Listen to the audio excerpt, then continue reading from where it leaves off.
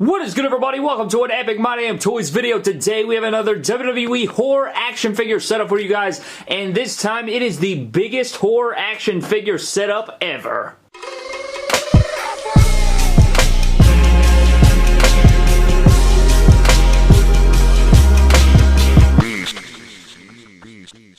Alright guys, so in today's setup video, we have constructed the largest horror action figure setup of all time. We've combined them with my WWE collection, and we have expanded it. We don't have just this one section filled up, we have both sections filled up, and we're going to take you guys through it. We have Jason Voorhees, Leatherface, Michael Myers, Freddy Krueger, Pennywise, Big Daddy from BioShock in this hoe, just because, I mean, look at that visual right there. Look at it. So in the spirit of Halloween, guys, with Halloween approaching very soon, I figured we gotta do one that's bigger than every other setup we've ever done, and we had to do it with all the horror action figures represented. We do have some left out, not gonna lie to you, but we're gonna take you guys through this. I mean, we got the full thing set up. I'm ready to take you guys through it. I'm excited for it. So with that being said, ladies and gentlemen, let's get into the biggest horror action figure setup ever. Alright guys, so I guess we're gonna start off in this section of the setup, and we'll start off in the very far corner over here first. So our first part of the setup will come from Jason Voorhees, guys, just burying Andrade underneath this pile of chairs and stretcher and stool.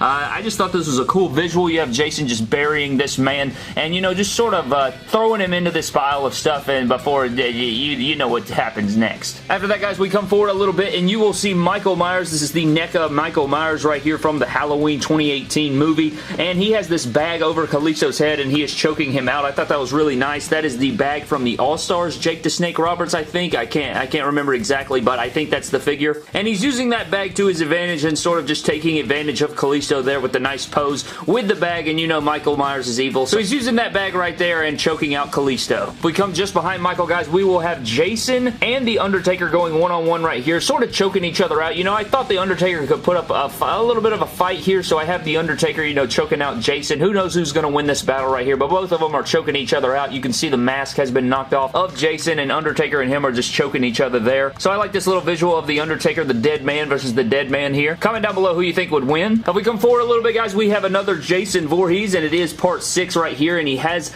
the machete high above his head, and Ultimate Warrior obviously on his knees begging for mercy, and I don't think he's going to get it, as we can flip the camera around and take a closer look at Ultimate Warrior's face. Doesn't look like it's going to end well for Ultimate Warrior. Just to the right of them, guys, we do have, I really like this right here. This is the remake, the 2009 remake Friday the 13th Jason Voorhees, and he's doing a body slam onto Jeff Hardy. You can see the agony on his face right here. Look at the agony of Hardy. He's doing a body slam onto this massive axe. Now, this axe came from some other figure. I think it's a really big Part 3 Jason figure from Friday the 13th, and I think that, I thought this was a really cool spot. You lay the axe upside, and then you do a body slam onto it. This would obviously kill, like, can you imagine the pain just hitting the spine and just going into the back there? So I thought that was a really cool spot. If we had horror action figure wrestling, this would be a really sweet spot to do in it. So the body slam onto the big axe, onto Jeff Hardy, pain and agony on the face to the 2009 remake Friday the 13th Jason Voorhees. If we come back here, guys, we have the money shot of the whole setup, and this is Big Daddy from BioShock. If you guys don't know what BioShock is, it is a video game,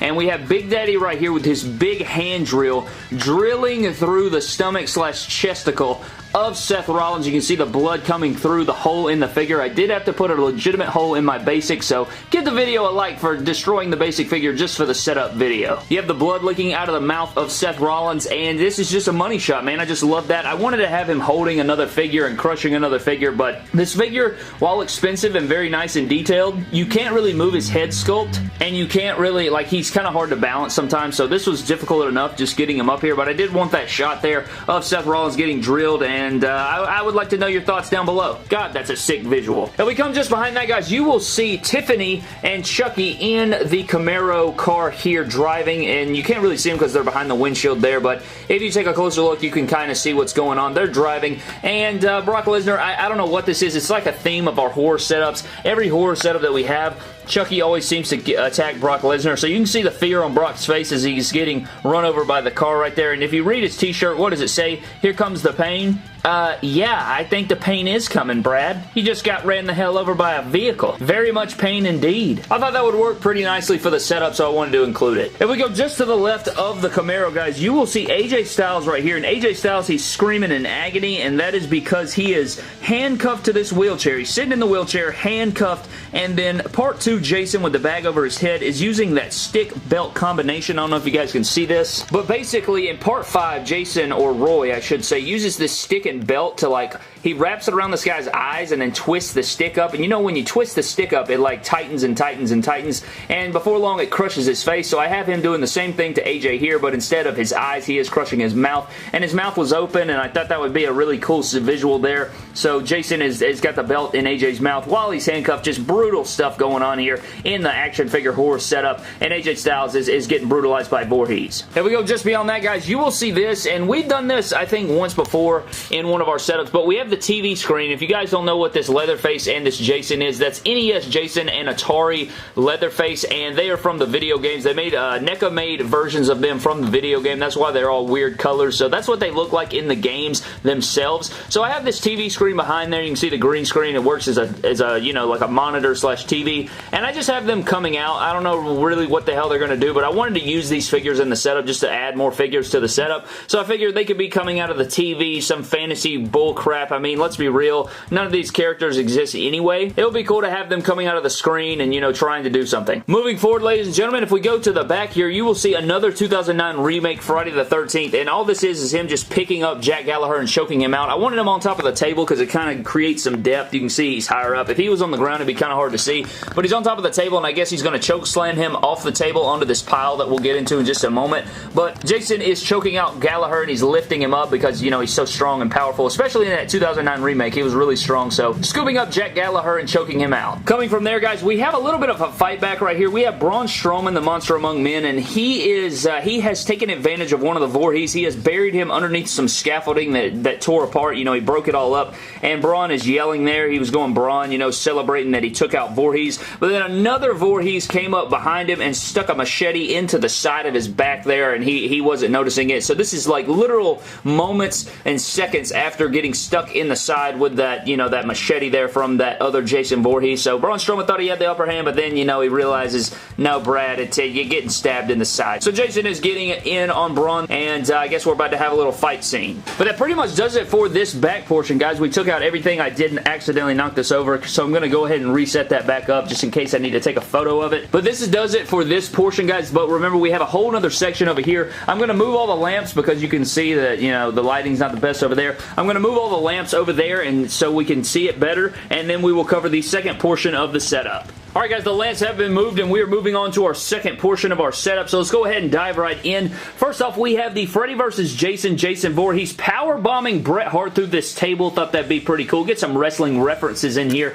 So we have Bret Hart about to get power bombed through the table there. Ultimate Edition Bret Hart versus the Freddy vs. Jason Voorhees from NECA, and it looks like Jason Voorhees is going to win this one, unfortunately, for Bret Hart. Coming down to the floor, guys, you will see Akira Tozawa, and we had this in our last setup, but this time he's knocked unconscious. You can see the hole in his head right there. He got bludgeoned by the hammer by Michael Myers. This was in our last setup, but I didn't want to have Michael over here again, so I just went ahead and put Akira on the floor with the hammer laying side by side. So there's Tozawa on the floor. Coming right here, I really like this one. This is probably one of my favorite parts of the setup. We have Chucky, and you can see the blade in his hand, guys, and what is he reaching for? He is reaching for X-Pac's tongue, so he is reaching out for X-Pac's tongue, and X-Pac is probably about to get his tongue cut out by Chucky there, so that is part of the setup here with Chucky reaching over. Knife in hand. Scary situation for X-Pac. Not looking too good, but I thought that was pretty cool. I wish he could grasp his tongue, but he can't, so I have him just reaching out there. Still a pretty good part of the setup anyways. Just beyond Chucky, guys, we do have Pennywise, and you can see the pole stuck through his head,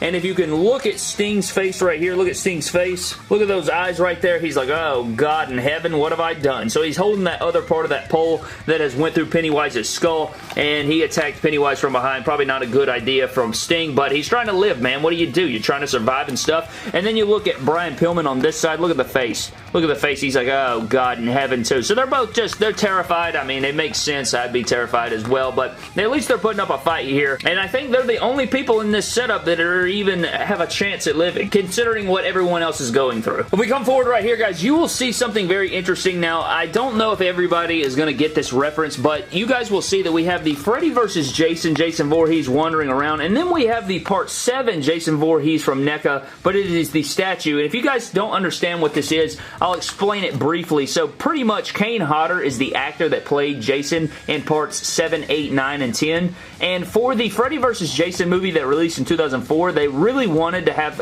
all the fans, everybody wanted Kane Hodder, the actor that played Part 7, 8, 9, and 10, to be the Jason that, you know, portrayed Jason in the Freddy vs. Jason movie. However, they ended up going with somebody completely different, and so I have Kane Hodder attacking that Jason just because he should have been that Jason. So that's just a little nod to that. If you guys are horror fans or whatever, I wanted to put that in the setup just for you guys. And that's genuinely how I feel. Kane Hodder should have played this Jason too. If we scoot them apart a little bit, I want to get this and make sure I can see their faces here. You can see Freddy Krueger over the top of Goldust, guys, and you can see the face of Freddy yelling and screaming, and then you can see the face of Goldust yelling and screaming. And I think that they are doing two different types of screaming and yelling because Freddy has obviously got the glove and Goldust is pretty much in a helpless situation. So I wanted, you know, I had to put Freddy in the setup, so I have him over the top. I wish we had more Freddys in our horror collection, but, you know, we need to get more of those accessory packs so we can expand the setups and have them more creative and do some crazier things. But for now, this is all we have, so we just have to roll with what we got. If we scoot Jason back again, guys, we're going to move back to the far back corner here. This is not a corner, you jackass. Michael Myers is stabbing Dude Love, and so I had to have Michael stabbing somebody, so he's stabbing Dude Love there, and you can see the face. Dude Love's kind of positive there. I mean, he's got his mouth open, so it's not exactly a smile, but he is, you know, opening his mouth like, get right into the side there with the knife, so I had to put that in the setup. Now we come forward, this is probably the most brutal kill of the whole setup, I would say. I would love to know down in the comment section below. Maybe besides Seth Rollins getting, you know, destroyed by Big Daddy. This one's pretty brutal. You have Pennywise, and you have Matt Hardy on the stretcher right here, and he is strapped down to the stretcher, and he is on fire. So that is pretty brutal. I'd say that's probably the most brutal death by far compared to Seth Rollins. Those are definitely the two top, and Pennywise is just over the top. Very terrible, very terrifying and horrifying experience to go through, and he is taped down. There's no way he can get out of there, and that's just horrifying, but I wanted to put it in the setup with Pennywise right there. If we go to the back, guys, you will see our new Halloween Part 2 NECA Halloween Michael Myers figure, and you will see that he is wearing the head sculpt that got shot in the eyes. That is legitimately a thing that happened in the movie, so why not replicate it here in the setup? He's chasing after Triple H, and Triple H is pissed off. You know, he's like, come after me, damn it, and he's getting destroyed. He shot Michael in the face, and he shot him in both his eyes there, so he's blind. He's trying to track him down, and Triple H is yelling at him, so he has the gun in hand and everything, so Triple H is probably in the better situation, maybe. I don't know. Definitely the most commanding here in the setup as far as the WWE figures are concerned. If we come forward, guys, we have another nod to a little Friday the 13th action. You will see here, Part 5, Friday the 13th, Jason was not the killer of the movie. They tried to go with this little plot twist deal where Roy was the killer. You can see underneath the mask, it was a different guy, and I always hated that Jason wasn't the one to, you know, reveal that and kill Roy. So in this setup, I have two Jasons killing Roy and taking out Roy, because Roy in the movie actually fell out of a barn onto like some spikes, and that's what killed him and, you know, revealed him to not be the killer. And I just always hated that. That's why I can't ever take Part 5 seriously, is because Jason's not even really in the movie and he's not even the killer. So I wanted to have Jason getting revenge on Roy here in the setup. If we come back here, guys, you will see Samuel Zane not strapped down, but I guess he's sort of he's yelling. He's got Leatherface, you know, going after him there on the hospital bed, about to just chainsaw him up. You know, we always have to have Leatherface chainsawing somebody up in the setup, so that's what's taking place here. But Sami Zayn's laid out on the stretcher, and he's not strapped down like Matt Hardy, unfortunately. Matt Hardy's like, what the hell, Brad? I can be strapped down and set on fire, but you can't even strap down Samuel Zane to get chainsawed. So it is what it is. And then to finally round off our setup, guys, we have this really dumb part of the setup, but it is funny. You can see the face of Pennywise here. He is pointing and laughing at Dolph Ziggler. And what is Dolph Ziggler doing? But the same thing, pointing and laughing at Pennywise. So they're just kind of, you know, they're like pointing at each other and laughing, and you know what happens next. I think Pennywise is going to take out Dolph, but I thought that was pretty funny to have Pennywise pointing at Dolph, Dolph pointing at Pennywise, both of them laughing, and that pretty much rounds up our biggest horror action figure setup ever. We filled up both portions of the backstage. I think we could probably make it one more time bigger if we wanted to, maybe top this one by adding more figures to the arena where the actual ring is, but I thought this would do for now, and maybe we can do that later on in the year. But I hope you guys did enjoy the biggest horror action figure setup ever. Please comment down below what your favorite part of the setup was. You know, you like the power bomb, you like the set on fire, you like the tongue grab, you like the Big Daddy part right here. Again, look how darker it looks over here without the lamps. Ridiculous. But that is going to do it for today's video, guys. Thank you so very much for watching the setup. Hope you guys did enjoy. Again, comment down below your favorite part of it. Leave a like, subscribe to the channel for more epic WWE and horror action figure videos, and I will see you guys in the next video. Thank you.